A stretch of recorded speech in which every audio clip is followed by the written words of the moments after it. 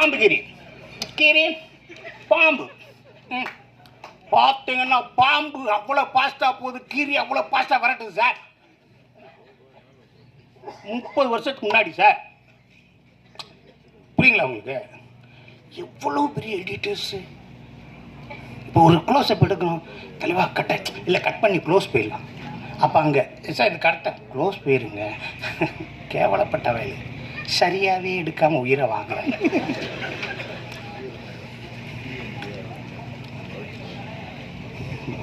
Vetrimaaran sir சொன்னார், who is Balu Mahendra? Who is Balu Mahendra sir? அவர் one of the editor, not a cameraman. Pune இன்ஸ்டியூட்டில் அவர் cameraman. அவர் ஒரு மிகப்பெரிய எடிட்டர். எடிட்டிங் என் பேரை போடுங்கன்னாரு சார். நான் தானே எடிட்ரு, நான் தானே வெட்டினேன் வேலையை பரியாம்பார். புரியுங்களா உங்களுக்கு? மகேந்திரன் சார் தம் அடிக்காரு, வெளியே போயிடுறாரு. வா, பிள்ளைக்கு சிசரிங் நடந்துட்டுருக்கு, பிள்ளை சிசரிங் நடந்துட்டு, வாயா வாயா வாயான்னு உட்கார வச்சு அந்த முள்ளு மலர்லேருந்து அத்தனை படங்களையும் அவ்வளோ பெரிய விஷயங்களையும் அவர் நம்ம சொல்லிக் கொடுத்துருக்கு. ஒரு எடிட்டிங் சென்ஸ் இல்லாமல் நீங்கள் படமே எடுக்க முடியாது. ஸோ எடிட்டர் த மஸ்ட். நீங்கள் டைரக்ஷன் கற்றுக்கலை, ஒரு கேமராமேன் எடுத்து கொடுத்துறாரு. ஒரு நல்ல பேப்பரை ஸ்கிரிப்டை எடுத்து கீழே போடுங்க. பேப்பரில் மிட் ஷாட் க்ளோஸ் ஷாட் அப்படின்னு சொல்லி கோடு போடுறீங்களே, அதுதான் எடிட்டிங். அங்கே வந்துட்டார் எடிட்ரு. இது க்ளோஸு எடிட் மிட்னு கோடு போடுறீங்களே, அதுதான் எடிட்டிங். எடுத்து கொடுத்து தெய்வமே என்னை காப்பாற்றுன்னு சொல்லி காலில் விழுகிற புதில் இருக்கு.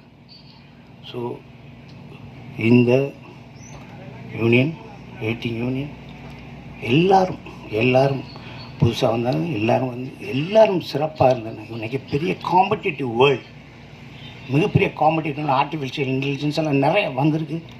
இதுக்குள்ளே எல்லோரும் ஒத்துமையாக, தோற்றவங்க ஜெயித்தவங்க அதெல்லாம் பாகுபாடு இல்லை. எல்லோரும் நலம் பெற அண்ணன் இருக்கார், செல்லுமணி அண்ணன் இருக்கார். நீங்கள் எது வேணாலும் கேளுங்க. அனைவரும் ஒற்றுமையாக மிகச்சிறந்து பணியாற்றி எல்லாரும், எல்லா குடும்பங்களும் சந்தோஷமாக, சினிமா துறையை சார்ந்த அனைவருமே நீங்கள் நல்லா இருக்கும்னு ஆண்டவனை வேண்டிக்கிட்டு உங்கள்கிட்ட விடைபெறுகிறேன். வாழ்க எடிட்டிங் யூனியன். தம்பி அடுத்த படத்தில் கூட கேபி இது கோபி கரெக்டாக பார்த்து கட் பண்ணி விட்டு. நன்றி. எங்கே ஆரம்பிச்சு எங்கே முடிச்சார் பார்த்தீங்களா? மாதம் ஒரு ஃபங்க்ஷனாவது நீங்கள் வரணுங்கிறது அதுக்கு தான் சார். தேங்க்யூ. நடிகர் இயக்குனர் போஸ் வெங்கட் சார் அவர்களை மேடை கழிக்கிறோம். அடுத்ததாக இயக்குனர் வா கௌதம் அவர்களை சில வார்த்தைகள் பேச அழைக்கிறோம்.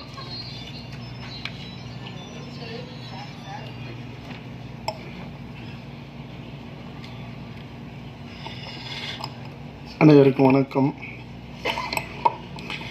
இது ஒரு நெகிழ்வான நிகழ்வு. சகோதரன் கோபி கிருஷ்ணா தலைமையில் வெற்றி அடைந்திருக்கிற குழுவிற்கு என்னுடைய மனம் நிறைந்த வாழ்த்துக்கள். அவங்கள வாழ்த்துறதை விடவும் நான் நன்றி சொல்லணும் அப்படிங்கிறது தான். அதுக்காக தான் நான் இந்த நிகழ்வுலேயே கலந்துக்கிட்டேன். என்னோட டைரக்டர் செல்வமணி அவர்கள் அவங்க உதவி இயக்குனராக வேலை செஞ்ச அந்த அனுபவத்தெல்லாம் சொன்னார். அது 94க்கு முன்னாடி வேலை செஞ்சவங்களுடைய, அதே உதவி இயக்குனராக வேலை செஞ்சவங்களுடைய அனுபவங்கிறது ஒரு பேர் அற்புதமானது. அங்கே தான் மூவேலா இருந்தது. அப்போ தான் அந்த படத்தொகுப்பு கூடங்கிறது ஒரு குடும்பமாக இருந்தது. அப்போ தான்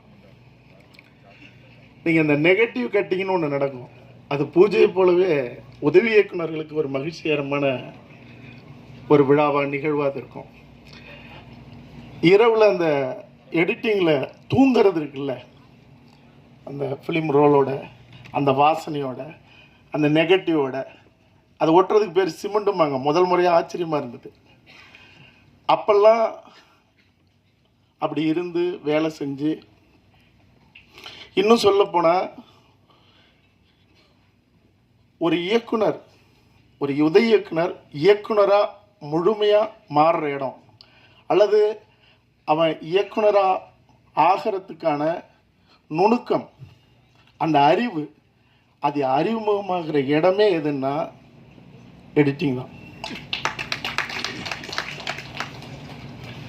நீங்கள் வந்து லெனின் சார் ஏவிஎம்மில் இடிக்கப்படாமல் இருந்த காலகட்டத்தில், அதுவும் குறிப்பாக 90 காலகட்டங்கள் அல்லது 85க்கு முன்னாடி, அதாவது 95க்கு முன்னாடி நீங்கள் பார்த்தீங்கன்னா மழை போல் ஃபிலிமை குமிச்சு வச்சுருப்பாங்க, அல்லது மூட்டை மூட்டையாக குமிச்சு வச்சுருப்பாங்க. அது லாரி லாரியாக வந்து ஏற்றிட்டு போகும். நீங்கள் ஒரு படத்துக்கு 14,000 அடி தான், மிஞ்சி போனால் 15,000 அடி. ஆனால் ஒரு இயக்குனர் 2 லட்சம் அடி 3 லட்சம் அடி எடுத்துகிட்டு வந்தவங்களாம் இருக்காங்க. இப்போ எடுக்கிறாங்க. செல்வமணி சார்லாம் அதில் முதன்மையானவர். அப்போவே சொல்லுவாங்க, எல்லாத்தையும் எடுத்துகிட்டு வந்து குமிச்சு வச்சதை ஒரு யானை போல் நிதானமாக நின்று தின்னு செரித்து ஒரு படைப்புக்கு என்ன தேவையோ அதை அழகியலோடு கொண்டு வர ஒரு அற்புதமான கலைஞன், சினிமாவில் கொண்டாடப்பட வேண்டிய கலைஞன்கிறவனே எடிட்டர் தான். ஏன்னா எல்லாரும் சொன்னாங்க, சிங்கமொழி கூட நண்பர் சொன்னார், அதாவது ஒரு மேக்கப் மேனுக்கு மேக்கப் தெரிஞ்சால் போதும், ஒரு நடிகனுக்கு நடிப்பு தெரியலாம், ஒரு ஒளிப்பதிவாளருக்கு ஒளிப்பதிவு தெரியலாம், ஒரு இயக்குனருக்கு எல்லாமே தெரியணும். மிக முக்கியமாக எடிட்டிங் தெரியணும். எடிட்டிங் மட்டும் தெரியலன்னா அந்த படம் அது படமாகவே இருக்காது. சரி, அது தெரியாமல் எடுத்துகிட்டு வந்தாலும் சரி, 2 லட்சம் அடி 5 லட்சம் அடின்னு, ஆனால் ஒரு நல்ல எடிட்டர் கையில் மாட்டினாதான் 100% அது வெற்றி படமாக இருக்க முடியும். ஒரு படம் வெற்றி படமாகுதுன்னா சொல்லுவாங்க, இந்த நடிகனுக்காக ஓடிச்சு, அதெல்லாம் ரேர்.